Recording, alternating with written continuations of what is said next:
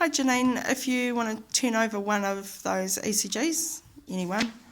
Yeah, and what number have you got? It's on the bottom. 9. Number 9.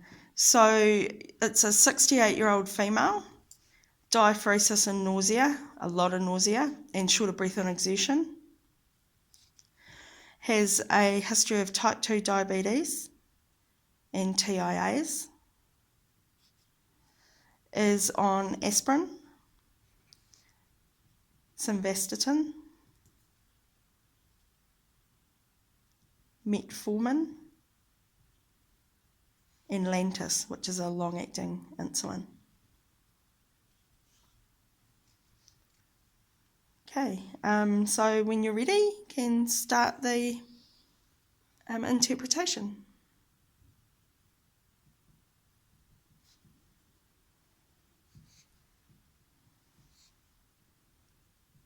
Okay.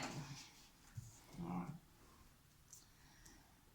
So, looking at lead 2, I'm looking initially at P waves to see if I have P waves before every QRS complex, which it appears to be before every QRS complex and appears to be the same throughout lead 2. Just going to the width of it.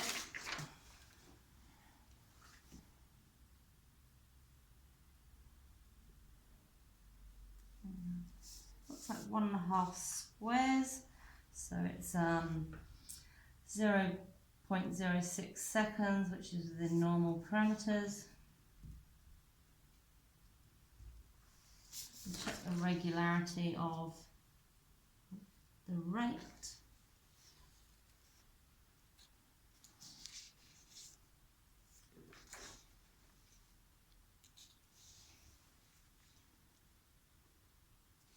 And it's regular.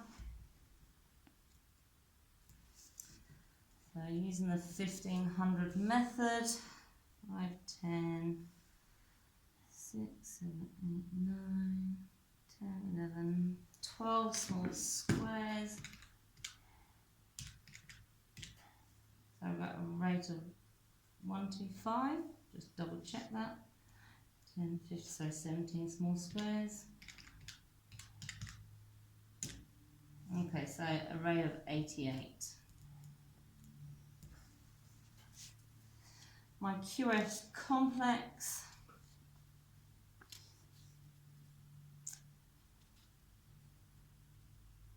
is less than 3 small squares, so it's less than 0.11, it's only 1 square wide, so it's within normal parameters.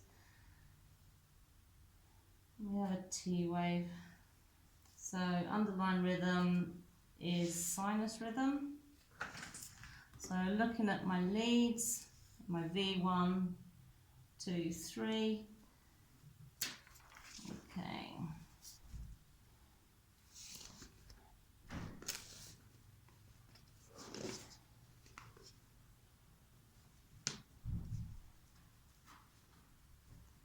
Okay.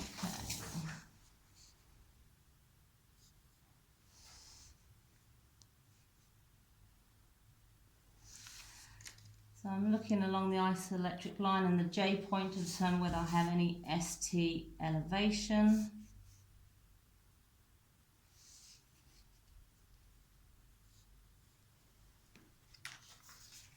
Okay, so I have ST elevation in V1, 2, 3, 4, 5 and 6. I would now look to check whether I have opposite in V7, 8, 9, see whether I have depression in 7, 8, 9. Okay, so you do 7, 8, 9, and you have 2 millimetres of ST depression in V7 through to V9. Okay, 2 millimetres. Okay. So, as it's a female, in V2 and 3, I need at least 1.5 millimetres of ST elevation for it to be an ST elevated MI.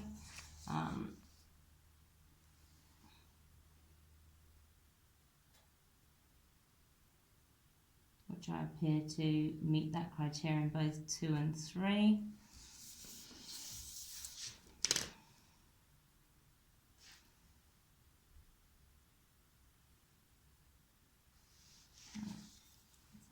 just looking at leads 1, 2 and 3.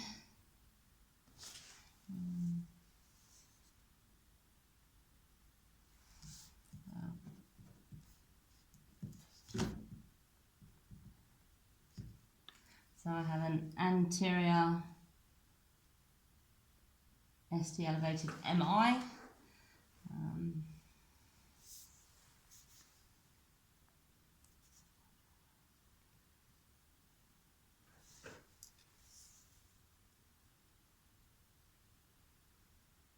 I'm just checking the other leads, which require at least 1 mil.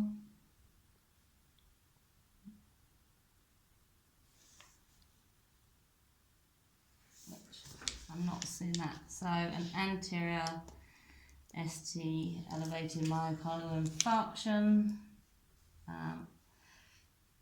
probably the left main artery, and that's Okay. what I've got.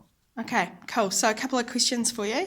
And you just kind of answered the first one. Which arteries are likely to be involved? Left main artery or left anterior descending artery. Okay, and what are the reciprocal leads? The reciprocal leads would be the V789 on posterior. Cool. And what type of symptoms is this patient presenting with?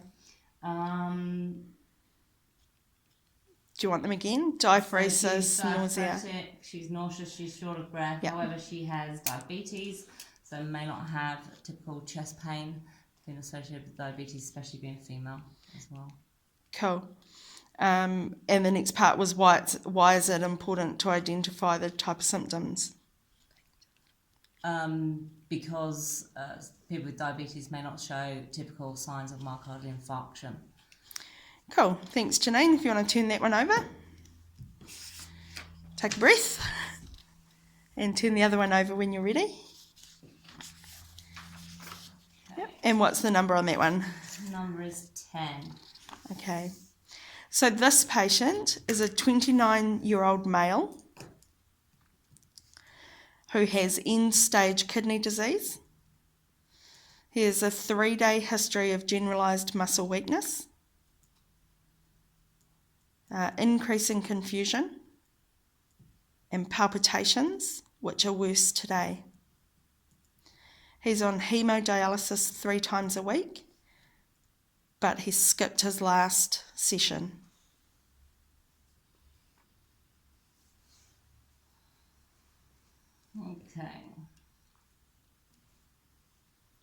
Okay, looking at lead 2 to determine whether we have, so just check my QRS. So looking to see whether I have P waves before all my QRS complexes.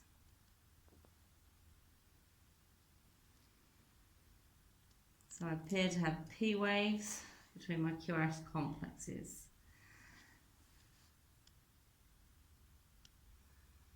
My QRS complexes are notched and they are wide. Just going to check mine. Do it that way.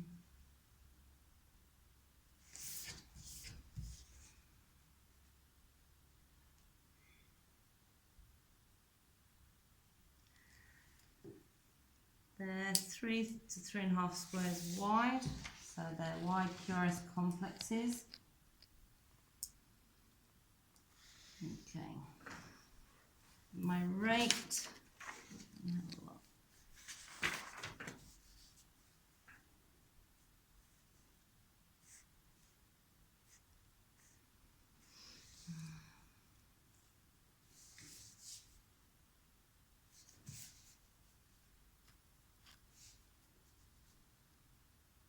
Okay, it is regular.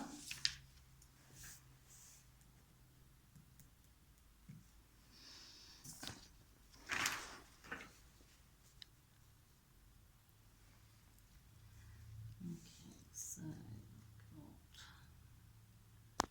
5 and 15, 16 small squared. Rate is 94. using the 1500 method. Okay, look at the ECG.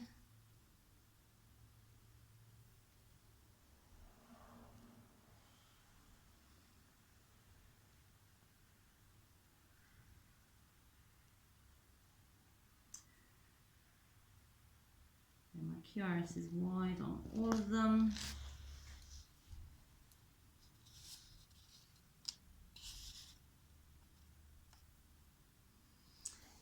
V2, I have a notched QRS wave.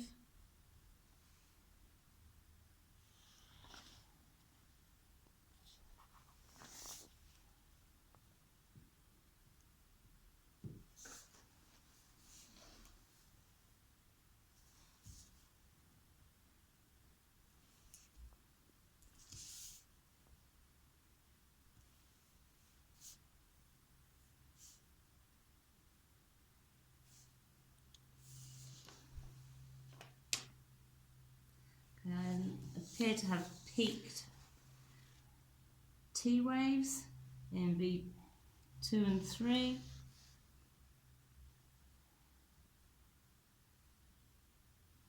I'll do a reciprocal V789 to see if there's any changes. Okay, so you do that and you see no ST depression or elevation. Okay.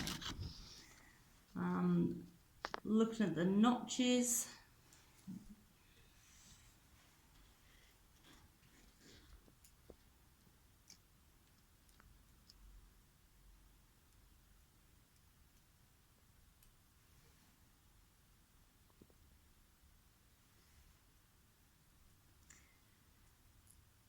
Taking the history of the patient and the fact that we have no reciprocal changes, even though we're seeing some elevation through on these 2 and 3, it needs to be more than 2.5 millimeters as the patient is only 29 years of age and male. Taking the history of the patient,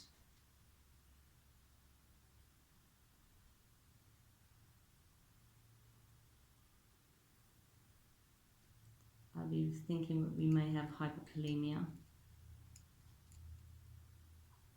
However, we are seeing some notched, which could indicate a left bundle branch block. However,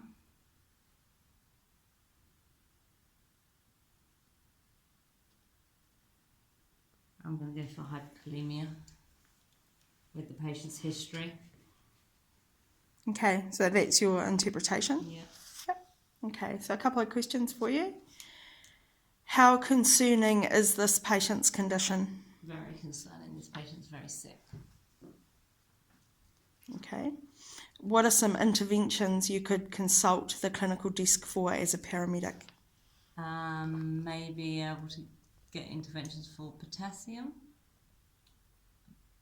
I don't know. Okay, we'll stop there. Yeah.